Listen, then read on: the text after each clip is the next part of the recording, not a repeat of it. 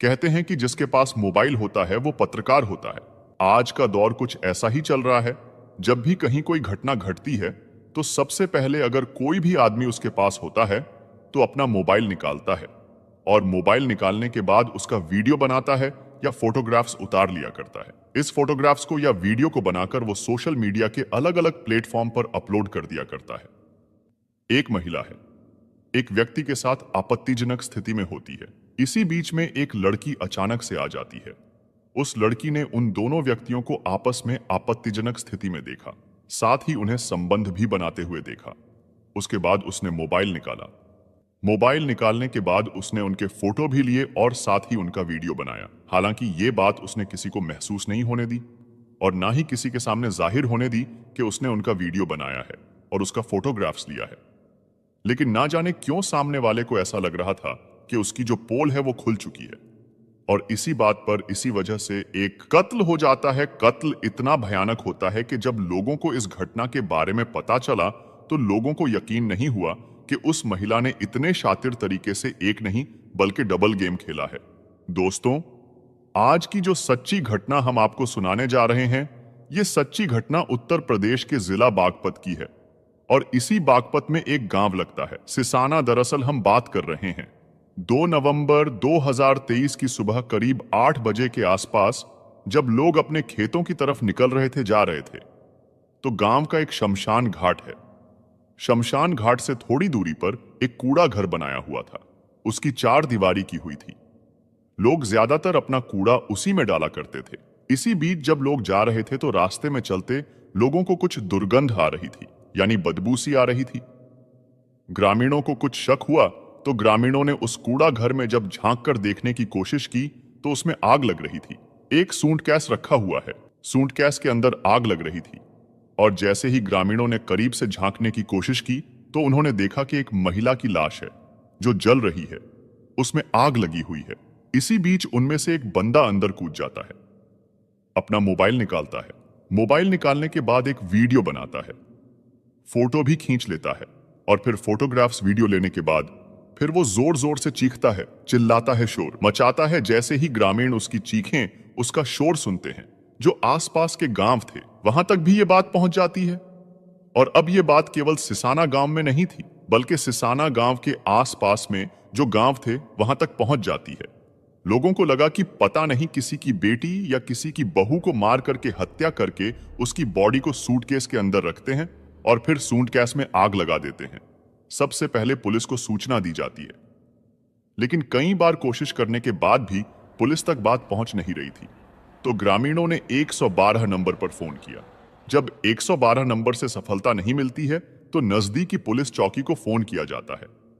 उनको बताया जाता है कि सिसाना गांव के एक कूड़े घर के अंदर एक बॉडी जल रही है, आप जितनी जल्दी हो सके उतनी जल्दी आ जाइए। पुलिस मौके पर आती है और मौके पर आने के बाद यह पुलिस पता लगाने की कोशिश करती है और जिस व्यक्ति ने वीडियो बनाया था उस जलते हुए सूटकेस का उस वीडियो को वायरल भी किया जाता है। उन फोटोग्राफ्स को भी वायरल किया जाता है ताकि कोई भी व्यक्ति, कोई भी आदमी, कोई पुरुष ये बता सके कि ये उसकी बेटी है या उसकी बहू है। लेकिन 1-2 नहीं बल्कि 24 घंटे से ज्यादा का वक्त बीत जाता है और उसके बाद भी ये पता नहीं चलता कि आखिरकार ये कौन है, किसकी बॉडी है। अब आसपास के जितने भी गांव थे या पूरा बागपत है, हर किसी के मन में, हर किसी दिमाग में एक ही सवाल था कि आखिरकार लड़की कौन थी, किसने आखिर इसकी हत्या की है, किसने आकर इसको यहां जलाया है। कुछ इस तरह के सवाल थे। इन सवालों का जवाब ना केवल पुलिस जानना चाहती थी बल्कि ग्रामीण भी जानना चाहते थे और हर किसी की उत्सुकता होती है। पुलिस को कई दिन बीतने के बाद भी कोई सबूत हासिल नहीं हो रहा था। ना ही किसी ने आकर यह दावेदारी की कि ये उनकी बेटी है या बहू है। तो आखिरकार पुलिस अपने तरीके से ही काम करना शुरू कर देती है। अब यहां सर्वेलांस टीम को बुलाया जाता है, डॉग स्क्वाड को भी बुलाया जाता है और फिर पुलिस की जो कई अन्य टीमें होती हैं वो भी आकर यहां पर फिंगरप्रिंट वाली टीम भी आती है। ये सभी टीमें आकर यहां जांच पड़ताल करती है, लेकिन कोई सफलता जब नहीं मिलती और फिर पुलिस को ये एक सूचना मिलती है कि फलां रास्ते पर एक जगह एक सीसीटीवी कैमरा लगा हुआ है, वहां से शायद आपको कुछ सुराग या सबूत मिल सके। अब पुलिस ने उस सीसीटीवी कैमरों को खंगालना शुरू किया तो उसमें हरियाणा के एक प्लेट नंबर की गाड़ी होती है। स्विफ्ट डिजायर जो उस रास्ते से गुजर रही थी। अब पुलिस ने उस नंबर की गाड़ी को ट्रेस करके निकाला। निकालने के बाद उसे देखा। आसपास के गांव के लोगों से पूछा कि ये गाड़ी किसकी है या किसी रिश्तेदार की है।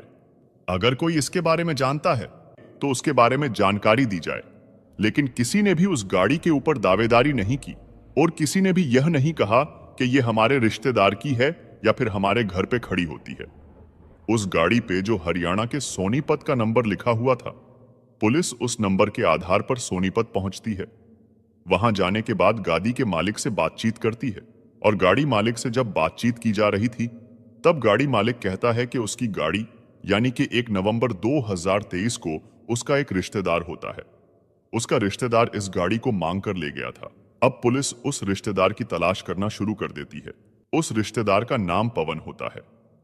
अब पुलिस ने जब पवन की तलाश की, उसका जो एड्रेस और उसके मोबाइल नंबर की लोकेशन वगैरह निकालना शुरू किया, उसकी सीडीआर वगैरह निकलवाने की कोशिश की, तो वो कई लोगों के संपर्क में होता है।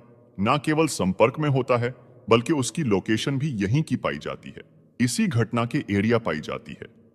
अब पुलिस ने चारों तरफ जाल बिछाया। उसे पकड़ने के लिए उसकी लोकेशन एक बार फिर से इसी गांव की तरफ आती है। पुलिस ने उसे घेर कर रोकने की, उसे पकड़ने की कोशिश की, लेकिन उसने पुलिस को देखते ही गोली चला दी और पुलिस को जवाबी कार्रवाई में अपनी आत्मरक्षा में गोली चलानी पड़ी तो गोली उसकी टांग में लग जाती है और जैसे ही गोली टांग में लगती है तो पवन गिर जाता है। उसे हॉस्पिटल लेकर जाते हैं। यहां पर उसका उपचार भी होता है। साथ ही उससे पूछा जाता है कि पूरा माजरा क्या है। जब पूरा माजरा बताने की बात आती है तो उसकी जो सीडीआर निकल के आती है उसमें एक शिखा नाम की महिला होती है। उसमें उसकी बातचीत का सिलसिला जारी था। साथ ही शिखा की बातचीत होती थी। विवेक चौहान से पुलिस ने इन दोनों को भी पूछताछ के लिए हिरासत में लिया और हिरासत में लेने के बाद एक पूरा गेम, एक कांड या फिर ये कहें कि एक कहानी सामने आती है। दरअसल मरने वाली जो लड़की थी जिसकी बॉडी जलाई गई थी, उसका नाम था मनीषा चौहान उर्फ मिनी, जो कि एक नोएडा की मल्टीनेशनल कंपनी में जॉब किया करती थी। अब इसके बारे में जब पड़ताल की जाती है, साथ ही में शिखा हो या विवेक उर्फ मनीष चौहान हो या फिर इस पवन से बातचीत हो, जब इनसे पूछताछ की जा रही थी तब कुछ ऐसी चौंकाने वाली बात सामने आती है। दरअसल उत्तर प्रदेश के गौतम बुद्ध नगर का सेक्टर 45 का एक गांव सदरपुर लगता है। वहां का रहने वाला एक व्यक्ति जिसका नाम चरण सिंह होता है, जो कि पूर्व प्रधान हुआ करता था। उसके बाद उसका एक बेटा होता है जिसका नाम हर्षवर्धन होता है और हर्षवर्धन को एक बेटा पैदा होता है और एक बेटी होती है। बेटे का नाम मनीष उर्फ विवेक चौहान होता है, जबकि उसकी बेटी का नाम होता है मनीषा चौहान उर्फ मिनी। ये बहुत अमीर फैमिली थी, करोड़पति लोग होते हैं, लेकिन कोई नहीं जानता था नियति जो थी कुछ इस तरह की थी कि जो हर्षवर्धन होता है उसको कैंसर हो जाता है और साल 2011 में कैंसर से उसकी मौत हो जाती है। अब उसका बेटा और बेटी बचते हैं। बेटी उस वक्त 10 साल की थी और इसी बीच में मरने से पहले ही, क्योंकि उसे पता था कि उसकी मौत बहुत जल्दी आएगी, तभी उसने अपनी एक वसीयत बनाई और वसीयत में साफ साफ लिखवा दिया कि मैं बेटा और बेटी में कोई फर्क नहीं करता, इसलिए जो भी मेरी जमीन जायदाद है, जो भी कुछ है, वो बेटा और बेटी में बराबर बराबर बांट दिया जाए। और जैसे ही ये वसीयत सामने आती है तो सबसे पहले होश खराब होते हैं। इस मनीष उर्फ विवेक चौहान की आधी जमीन यानी कि करोड़ों की संपत्ति उसकी बहन के नाम पहुंच जाएगी और बेवजह पहुंच जाएगी। इसलिए वो अपनी बहन से खफा रहने लगा, लेकिन उसकी बहन अभी 10 साल की थी। बहन ने मेहनत की पढ़ाई की और पढ़ाई करने के बाद वो बहुत कम समय में अपने घर से निकल गई और अपनी जिम्मेदारी का उसे एहसास होने लगा। कुछ वक्त बीतने के बाद इसके भाई की शादी हो जाती है। विवेक चौहान की सोनीपत की रहने वाली शिखा नाम की लड़की से शादी हो जाती है, लेकिन ये कोई नहीं जानता था कि शिखा का पूर्व में ही शादी से पहले ही एक लड़के यानी कि पवन कुमार से अफेयर होता है और उसके साथ उसकी आपत्तिजनक स्थिति में कभी उन्होंने आपस में एक दूसरे के साथ बहुत बहुत गहरे रिश्ते में थे। तो ये जिंदगी ऐसे ठीक ठाक चल रही थी और ये मनीषा अपना घर छोड़ के चली जाती है। अब कहीं ना कहीं इनको ऐसा लग रहा था कि मनीषा अपनी संपत्ति में जो हक है वो किसी भी कीमत पर नहीं छोड़ेगी और इसीलिए शिखा को यानी मनीषा के भाई की पत्नी को ये बात परेशान करती थी। साथ ही विवेक को भी ये बात परेशान करती थी। लेकिन विवेक इस बात को नहीं जानता था कि उसकी पत्नी का यानी कि शिखा का शादी से पहले ही पवन कुमार के साथ अवैध संबंध है। उसके साथ वो शारीरिक रिश्ते में बंधी हुई है। और एक दिन ऐसा होता है कि ये लड़की मनीषा अपनी भाभी के पास जब आती है, अपनी भाभी को एक लड़के के साथ आपत्तिजनक स्थिति में देख लेती है। साथ ही उसका वीडियो बनाती है, उसकी फोटोग्राफ्स लेती है, लेकिन इस बात का कभी किसी से जिक्र नहीं करती और किसी से कुछ कहती नहीं है। अपने काम से काम रखती थी।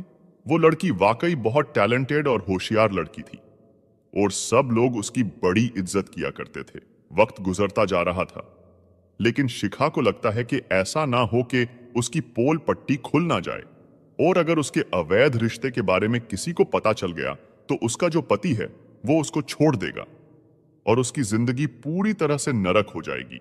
इसी बीच नशिखा ने अपने पति विवेक के साथ मिलकर एक प्लान किया और उससे कहा कि क्यों ना मनीषा को रास्ते से ही हटा दिया जाए तो सारी की सारी संपत्ति, जिसकी कीमत 5 या 6 करोड़ के आसपास बताई जाती है, तो ये सब की सब संपत्ति उनकी खुद की हो जाएगी। और जैसे संपत्ति खुद की होगी, लाइफ एकदम मस्त कटेगी, बढ़िया कटेगी।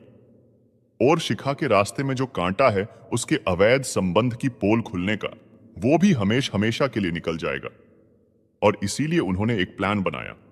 इस लड़की मनीषा को 31 अक्टूबर 2023 को इससे बातचीत करते हैं।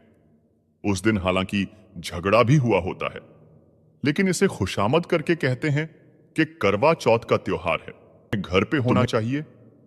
बहुत अच्छे अच्छे पकवान बनाए हैं, यानी कि 1 नवंबर 2023 को इस लड़की को घर पे बुलाया जाता है और इस घर में मौजूद होता है पवन, क्योंकि वो शिखा का प्रेमी था और इस बात का विवेक को बिल्कुल भी पता नहीं था। बिल्कुल भी जानकारी नहीं थी कि इन दोनों का अफेयर है। और फिर ये चारों मिलकर खाना खाते हैं। खाना खाने के बाद जब कुछ वक्त बीत जाता है तो पता चलता है कि मनीषा को नशीला पदार्थ दिया गया था। जैसे ही उसने नशीले पदार्थ का सेवन किया, उस खाने के साथ वो बेहोश होकर जमीन पर गिर जाती है। और इन तीनों के लिए, यानी कि शिखा, उसके पति विवेक और उसके प्रेमी पवन के लिए बहुत ही आसान हो जाता है। इस लड़की का गला दबाया जाता है और गला दबाने के बाद एक सूंड गैस का इंतजाम किया जाता है।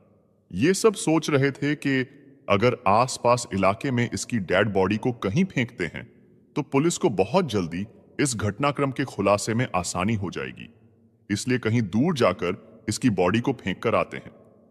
लेकिन सूंड गैस का जब इंतजाम किया जाता है तो उसके शरीर के टुकड़े किए जाते हैं। यानी टुकड़े से मतलब कि उसे काटा नहीं जाता बल्कि तोड़ा जाता है और तोड़कर उस सूंडकैस में फिट कर दिया जाता है। और फिट करने के बाद हरियाणा सोनीपत की एक कार थी, स्विफ्ट डिजायर, उस कार में बॉडी को रखा जाता है। और रखने के बाद यहां से लगभग 73 किलोमीटर दूर बागपत का एक सिसाना गांव लगता है और सिसाना गांव में जाकर इस बॉडी को डिस्ट्रॉय करने की कोशिश कर रहे थे, फेंकने की कोशिश करते हैं। सुबह के 4 बज जाते हैं। वहां पहुंचते पहुंचते, इसलिए उन्होंने शमशान घाट के पास एक कूड़ा घर होता है, उसकी जो 4 दीवारी थी उसकी हाइट ज्यादा नहीं थी और उसी कूड़े घर में उस सूंडकैस को डालकर उसके ऊपर बड़ी मात्रा में पेट्रोल डाल दिया जाता है। और जैसी वो पेट्रोल में आग लगती है तो बहुत तेजी के साथ वो आग धू धू कर जलने लगती है। तो उन्हें डर लग रहा था कि कहीं ऐसा ना हो आसपास किसी को पता चल जाए, क्योंकि गांव के लोग जल्दी जाग जाते हैं, जल्दी उठ जाते हैं। इसलिए वो ज्यादा देर वहां पर रुके नहीं थे, टिके नहीं थे और कुछ देर के बाद वहां से गाड़ी लेकर चले जाते हैं। लेकिन वो गाड़ी, उसका नंबर सीसीटीवी कैमरे में कैद हो जाता है और गांव वालों को अगले ही दिन जब दुर्गंध आती है, तब तक वैसे तो शरीर आधे से ज्यादा जल चुका था, लेकिन पुलिस को जब बताया गया, पुलिस ने इस घटनाक्रम का खुलासा किया, तो लोगों को यकीन नहीं हो रहा था कि भाभी ने डबल गेम खेला, यानी कि अपनी इज्जत बचाने की कोशिश की। लेकिन जब कत्ल का खुलासा होता है तो न केवल उसकी इज्जत तार तार होती है, बल्कि पूरे समाज को उसके नाजायज रिश्ते के बारे में भी पता चल जाता है। और ये भी पता चल जाता है कि विवेक अपनी बहन की हत्या करने के लिए, करोड़ों की जमीन हथियाने के लिए वो इस हद तक चला जाता है कि अपनी सगी बहन की हत्या कर देता है। रिश्तों को शर्मसार कर देने वाली ये कहानी सुनाने का उद्देश्य किसी को परेशान करना नहीं है, किसी का दिल दुखाना नहीं है, बल्कि आपको जागरूक करना है, आपको सचेत करना है आपको बताना है कि अगर कभी भी ऐसा लगे तो आपको कम से कम पुलिस का सहारा लेना चाहिए। इस लड़की के साथ साल 2011 से जब उसके पिताजी खत्म हुए थे, तभी से इसके साथ कुछ ना कुछ हो रहा था और इसको भी अपने बारे में, अपने परिवार के बारे में किसी ना किसी से ऐसी बातें करनी चाहिए थी। हालांकि पुलिस ने बहुत अच्छा काम किया है। यहाँ के जो एसपी हैं, जिनका नाम अर्पित विजयवर्गीय है, साथ ही डीएसपी युवराज सिंह हैं, इनका भी बहुत ही शानदार रोल रहा है। उन्होंने बहुत कम समय में इस घटनाक्रम का खुलासा कर दिया। दोस्तों, आज के लिए इतना ही। कल फिर मिलेंगे एक और सच्ची कहानी के साथ। तब तक आप हमारे चैनल को सब्सक्राइब करके बेल आइकॉन को ऑन कर लें ताकि हमारी हर वीडियो आप तक आसानी से पहुंचती रहे।